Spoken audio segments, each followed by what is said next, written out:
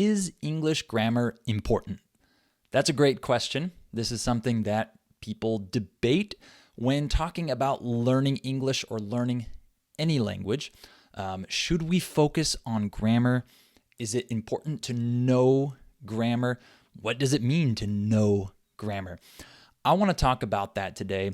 I want to talk about just questions people have about this when it comes to learning grammar, applying grammar when we're actually speaking, the experience we have in school with learning grammar. I think that it's a good topic to talk about. And like many of my other videos, this is probably going to be a little bit theoretical. It's my opinion. Of course, other people have different opinions, and that's great. There's not one absolute truth in the world of language learning. So don't be surprised if you hear other English teachers or polyglots or whoever contradict what I'm saying. This is just my way of thinking. And really, it doesn't matter if you agree or not. You're here to practice your listening, right? And hopefully, these videos are interesting for you, obviously. But really, you can listen to me even if you have different opinions or you agree with a different language content creator or whatever. Really, these videos are meant for listening practice. So I hope that this topic is interesting for you. And before we move on, remember to click on the little notification button, the little bell, so that you receive notifications when I release new videos so you can practice your listening with these videos. Okay? All right, let's talk about this. Is English grammar important? I'm probably going to need to look at my notes a lot for this one because it's more theoretical. So yes, it is important. I think that, if someone says that grammar is just not important at all, they should probably qualify that statement or maybe explain further what they're saying, because if we literally say that grammar is not important, it's kind of like saying that, it doesn't matter if we're speaking correctly or not, because we speak correctly by having proper grammar. I think what people mean by grammar is not important when they say that, however, is that it's not important to consciously know the terms and be able to explain the rules of grammar in a foreign language. And that's a more interesting idea here. So let's talk about this. Should grammar be studied explicitly, meaning like you just take time to study grammar, like a grammar book or websites that talk about grammar, where you learn rules and terms and do exercises and see different examples and see how the rules apply? Should you spend time doing that? And another question is, how do we apply grammar when we're speaking? How do we apply our knowledge of grammar when we're having a conversation? Do we just apply rules that we know and that's how we make correct sentences, or how does that work? I want to talk about all that. First, let's talk about explicit grammar study. So when I use that term explicit study, I'm referring to, like I said, just actually sitting down with a grammar resource, a book, a website, whatever, and just learning grammar. Like, you're not doing listening practice or reading or speaking or writing. You're literally just learning grammar. So I think that this can be very helpful when you're just starting a language. If you're just starting to learn English, which you're not, if you can understand me, but let's pretend that you were just starting to learn English, you know next to nothing about the language. Well, it's probably going to be very helpful to know some basics about the foundation of English, the grammar and syntax, the word order, and just how things work. Just basically, right? Because maybe you come from a country where that language that is spoken there has a different word order. Maybe it's not like subject, verb, object. Maybe it's subject, object, verb. And for you, it would probably be nice to know this difference from the beginning, right? And so that can be very helpful when you're starting. I recommend doing this when you're starting a language. I think it's good to look at some grammar. I think it can be helpful also for clarifying doubts. When you have a doubt about a certain rule in the language, like, oh, why is it like this? It doesn't make sense to me. I thought that it was supposed to be this way. Then you can do some explicit grammar study and you can clarify that doubt and say, oh, okay, now I get it. This is the rule. This is why that is. So I'm not going to question it anymore. I see that that's correct. Okay. So I think it's great for clarifying doubts.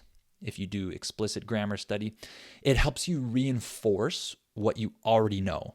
Like you already know a certain structure is correct because you've heard it many times. You even use it, but then you study the grammar and then it reinforces in your mind that that is correct and why it's correct. That's another helpful thing. It helps you with pattern recognition. Like if you explicitly study the grammar and you see a certain pattern and you learn that rule, you might be able to apply that when you see other sentences that have that similar strange structure or whatever. You might remember, oh yeah, I saw that in my grammar book. It's like this because that. That's useful, right? That's something that can help you make connections and remember things better, possibly. I think it also helps your confidence if you just know more grammar. Like, I know there are many people that speak English pretty well, actually. They're non-native speakers, but they've learned, they have a pretty high level, but they don't know any of the grammar terms or anything. And when that subject comes up, they're kind of like they don't know how to explain like their doubts with the language. Even they don't even know, what a phrasal verb is or whatever, right? So it's good to just know these things for your own confidence, to be able to talk about the language and just know that what you're saying is correct. There's a reason behind it. That's a little added benefit, maybe not a huge one, but a little one. And I think that learning grammar just helps your appreciation for the language. Like it helps you become more interested in it when you see how the language works and you start to study it from a different angle. I think that can help you appreciate that language more. You're able to maybe be more engaged if you know more about the language. Again, that's a minor advantage or benefit, but it could be one. I just wanted to include the different benefits that I was able to think of. So all that being said, I think that explicit grammar study should be a small percentage of your English learning. Okay, this should not be one of the major things that you spend tons of time on throughout the week. I don't think so. Maybe at the beginning, it's more of a major thing, okay? But at your level, if you're understanding me right now, right? I'm talking to people mostly that can understand me pretty well. So you're not at a very low level. So for you, it's probably going to be a small percentage of your English learning. And some people will say, just don't even do it, right? But I'm not saying not to do it. I'm saying that if you choose to do it, which I think it's a good thing to do, you don't have to maybe, but it's a good thing. It should be a small percentage. And it's not even the main activity that will help you speak more accurately. Like maybe you think, okay, it shouldn't be the main activity because I need to practice my listening more. I need to read more. I need to learn how to write and speak well or whatever. But maybe if I learn a lot of grammar, I'll be more confident when I'm having conversations because I'll know more rules. And I would say that isn't even the main thing that helps you speak more accurately and be more confident, like in the moment when you're having a conversation. So it doesn't have all the benefits that you might think it has. Okay. Let me talk about some of the, let's say, shortcomings of, or the disadvantages of focusing too much on explicit grammar. So when you study something, or when you study grammar explicitly, it involves technical terms, okay? And, it's nice to know these terms. And I think we should know a lot of basic technical terms when learning a language. You should know what a verb is. You should know what a preposition is. I think those are essential. I don't think we should just say, no, none of those terms are important. I think they are. However, there are a lot more, let's say, more technical terms for things that aren't as common as a verb, right? A preposition. And really, you never really need to know those terms in order to advance or progress in English or any other language. It's just nice to know, but honestly, it's not really going to help you out. And it's just you're going to be learning things that aren't necessarily advantageous to you. So why spend a lot of time with that, right? So the technical terms are not the big thing that you should focus on when learning a language. Of course, like I said, some terms are important, but not all the crazy technical terms, right?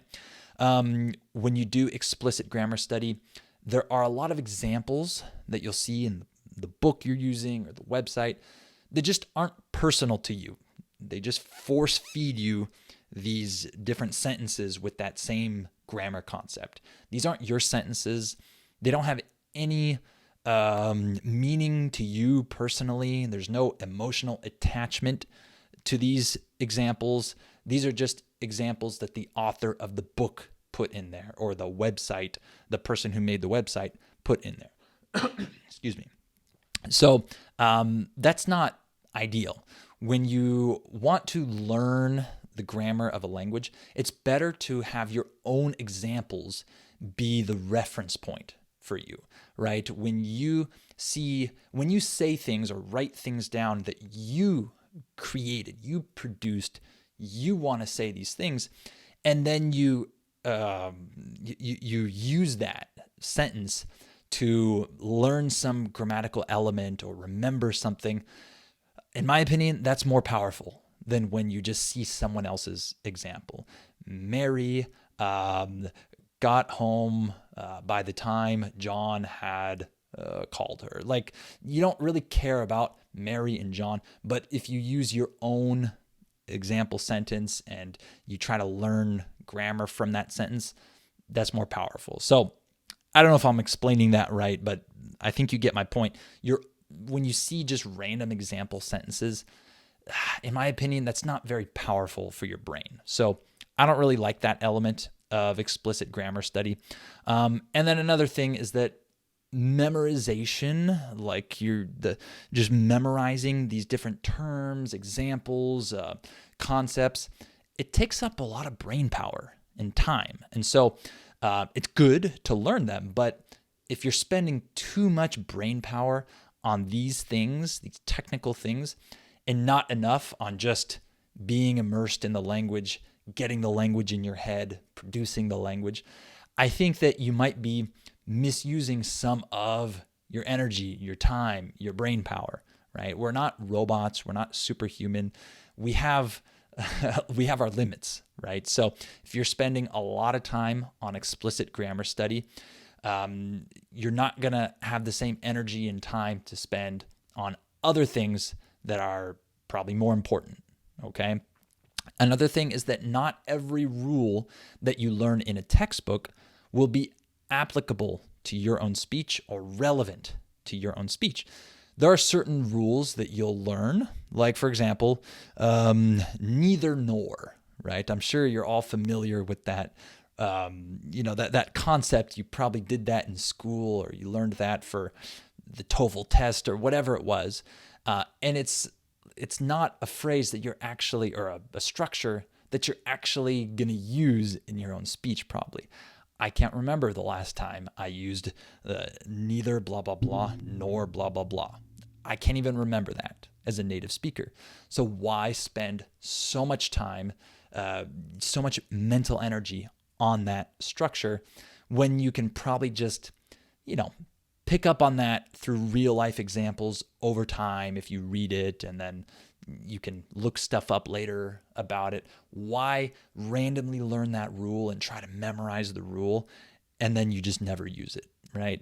It's not always something that's relevant or applicable to your own speech, or it'll come up so rarely maybe that it's not even worth trying to retain it in your mind. Like, why spend that energy and take up that space in your brain for something that you're going to see or hear like once every 2 years? Like, why don't you use that for something a little bit more relevant, right? So it's kind of like how I think about it. So that's another thing.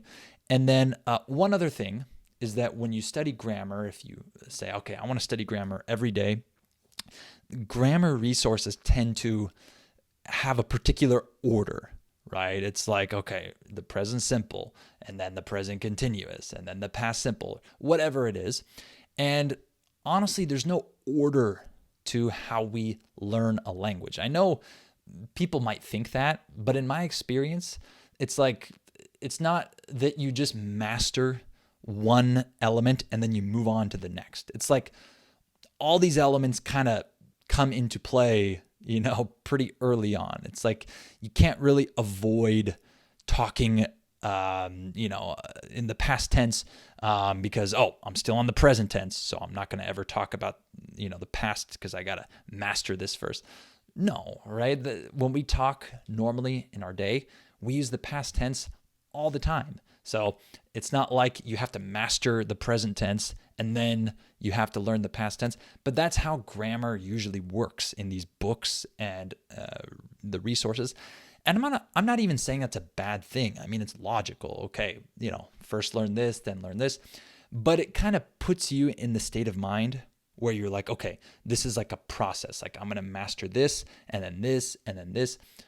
And that's not really how it works, right? When you start to speak, I think that you're not just going to limit yourself to the level 1 grammar, right? And then you're going to go to the level 2. There's a little bit of that, obviously. I'm not denying that doesn't exist, but that's not how we should structure our language learning path. Like, okay, 5 months from now, I'll finally be able to talk about the future because that's when I'll come across it in my grammar book. Like, you should be learning these things through experience, and you can use your grammar book, but don't limit yourself like, oh, I haven't gotten to that level yet. I haven't gotten to that page, so that's foreign to me. I can't use that. Like, no, you should take what you listen to and read and learn from that, even if it's higher level than where you are in the grammar book, right? So I think the order aspect of it is just not, it's not as intuitive as you might think it is, okay? So I talked about some, disadvantages, and again, I think explicit learning is good. Explicit grammar study is good in different phases of your learning, in certain amounts, but overall, it should probably be a minor part, okay? It probably shouldn't be the foundation of your language learning, okay?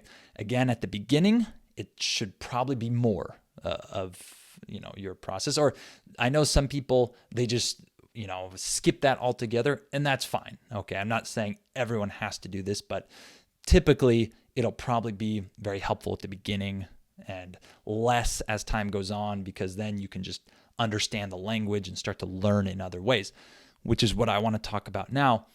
You can learn grammar more effectively. You can learn rules more effectively and more relevant rules through your own error correction, correcting your errors, or having a tutor correct your errors, a conversation partner correct your errors, and filling in the gaps in your speech. When you don't know how to say something, it might be because you don't know the vocabulary, of course, but in other cases, it's because you don't know how to structure that thought. It's more of a grammatical lack that you have. And so you can start to discover the rules that you need to learn that are important to you and relevant to you by actually, of course, input, getting the language into your head through listening and reading, but then also speaking and writing and seeing what you're saying wrong and what you don't know how to say. And then you start to, fill in those gaps. You start to correct those errors. And as you do that, you kind of learn the grammar of those phrases, right? You might not explicitly learn it and learn the term for it, but you start to internalize that pattern, right? You start to recognize, oh, I need to put this preposition there, right? You might not really think so much about it, but your brain starts to recognize those patterns, and you just start to learn grammar as you need it because you're filling in your own gaps in your own speech and correcting your own errors. So it's like you're just learning the grammar as it arises, as it comes up, either in your own errors or your gaps, right? And these are your own personal sentences. So that's much more powerful. Like I said before, it's not just random examples, right? I think that's more powerful. These are things that you'll probably say in the future, right? If you corrected your error in one sentence, well, you're probably going to say something like that in the future. So it's important to correct that error and then maybe recognize that pattern, and then in the future, you'll be able to say a similar sentence, right? You'll be learning relevant rules, okay? Rules for things that you say or want to say. You're not just learning every rule just because the book tells you to learn it, right? You're creating this pattern recognition based on what you say, what you listen to, what you write and read. And you do that without worrying about the different terms, the specific words, or even the reason why it is this way. It's good to know the reason, but it's not always necessary. You can just be like a native speaker and say, I don't know why that's correct, but it's correct. That's what we say, right? That's great, right? You don't need to know the reason why, okay? And you'll just use your brain more practically, right? You won't put unnecessary things in there and take up that energy and space if you don't want to, right?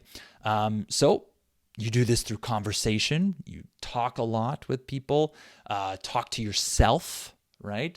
Write a lot, and then correct your errors, use translators, use dictionaries, use things like that, get correction from a tutor, write down the things that you don't know how to say when you're talking to yourself and you stop. Well, that's because you don't know the grammar of the phrase you want to say. So you write that down, you learn it, you translate it, all that stuff is just, this is how you can naturally learn grammar without really knowing all the rules and the terminology and the reasons or whatever.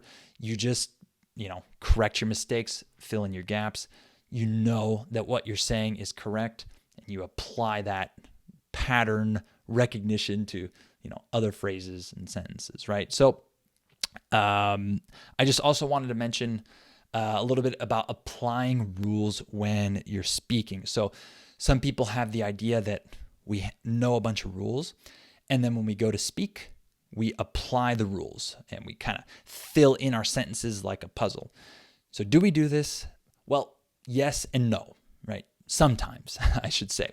So if you're relying on having a catalog of rules in your brain and then pulling them out to use them, and that's how you structure most of your sentences, you're probably not going to have that much success speaking fluently, right? Maybe when you're writing and you have more time, that might be a little different.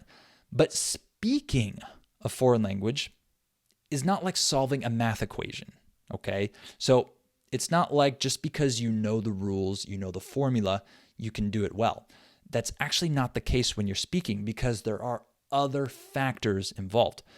One is just the time, right? When you're speaking, you have this time constraint. The person asks you something, you need to respond. You can't just wait and say, hold on for 5 minutes while I consult my database of rules and plug the words in.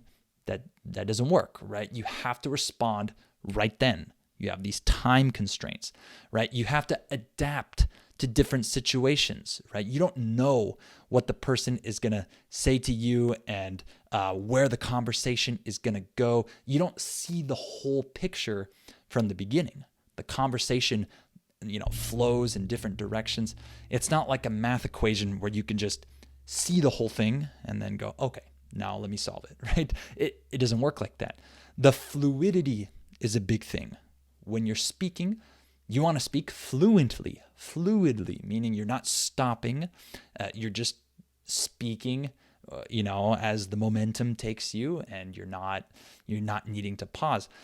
When you're writing or when you're solving a math equation, you can stop, right? You can just, pull or, put your pencil down and then just take a break. When you're speaking to someone, it's got to be fluid, or it should be fluid. That's the goal, right? And then the stress involved in a real life conversation is very different from just solving something on a paper, right? You have these rules in your head, but can you use them if you're stressed? Can you use them if you have this time constraint and unknowns are coming out at you? That's a lot harder, right? So your knowledge of the rules and your ability to apply your knowledge of rules is limited in the situation in which you're speaking to someone. Okay, so it's limited. I'm not saying that you can't do it, but it's not as, you can't do it as much as you'd probably like to, right? So if you go into your first conversation ever, your first time ever talking in English, and you're relying on your knowledge of the rules, you might not have a lot of success. The conversation might not be as natural and easy as you might think it will be, right? So how do we speak naturally and fluidly, and how and when do we consciously apply rules, grammar rules that we know?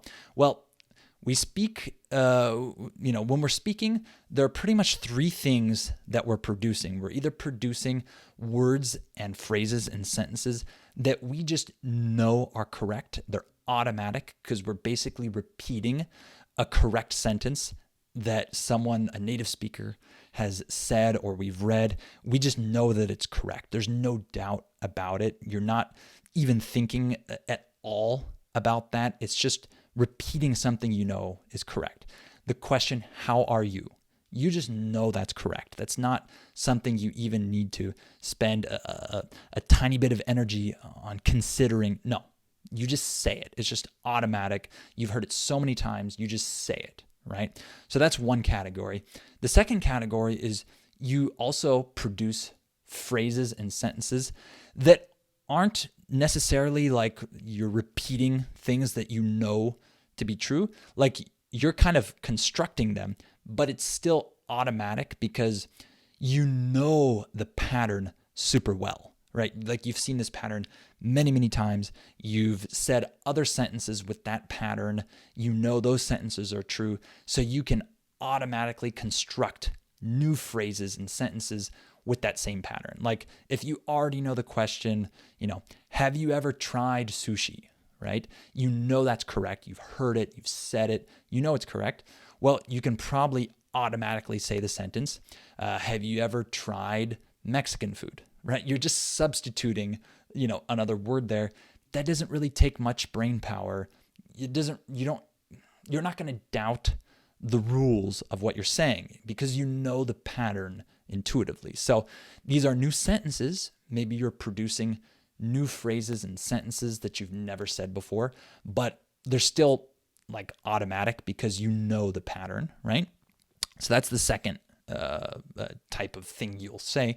And then the third category is when you're creating new phrases or sentences that you actually don't know if they're correct or not. They're not automatic. for you, and they might be incorrect actually. And you have to use more brain power for them because you don't have intuitive knowledge of the structure of that pattern. You just don't have experience with it.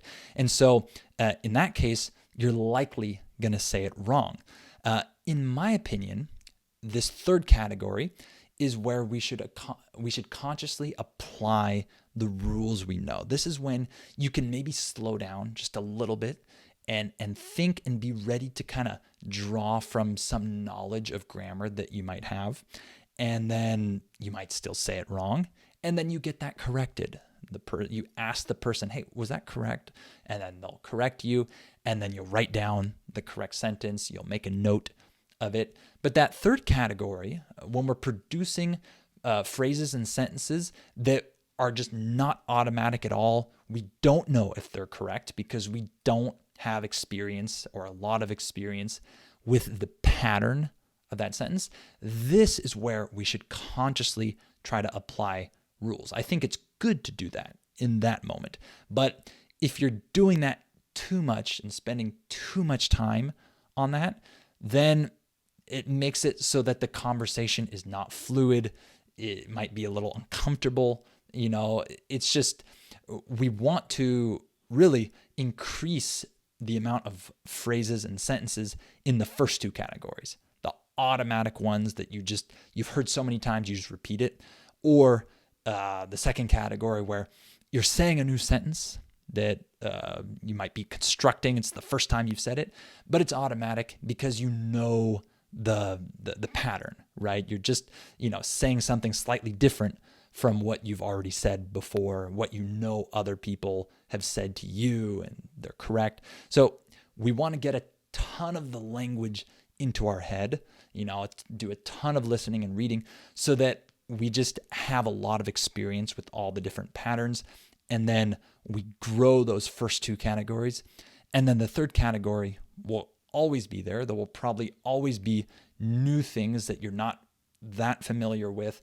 And then that's when you apply the grammar rules. And sometimes maybe you can say it correctly, right? Based on the rule, like maybe you're just not super familiar with the third conditional, right? And every time that comes up, you kind of have to use a little bit of your knowledge, your brain power to remember the structure and then say it. Like, that's okay, right? But you eventually want that to be part of the first or second category, right? So that's kind of my opinion on how we should go about this. You should try to increase those first two categories by just doing a lot of listening, reading, having a lot of conversations, saying a lot, right?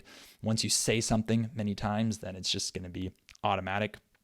And then that'll increase your fluency, right? And then you plug in those holes, those gaps, and correct your errors. And that third category, like I said, will always be there. But through error correction and practice and applying your knowledge, hopefully, that won't be a big obstacle for you. But yeah, we shouldn't apply just like very explicit grammar to everything that we're saying, right? That is like impossible, right? We have to say a lot of things automatically without thinking. That should be a big portion of what we're saying. And then you can, try to apply certain concepts and rules you've seen before, to construct new phrases if they're just completely new for you and you can't really rely on your intuition, your knowledge of patterns and things like that. So those are my thoughts. I know this was a little disorganized, and I'm sure many of you disagree with me.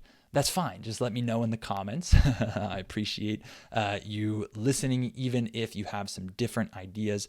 Let me know if grammar, like explicit grammar study, has been helpful for you. I'm curious to know.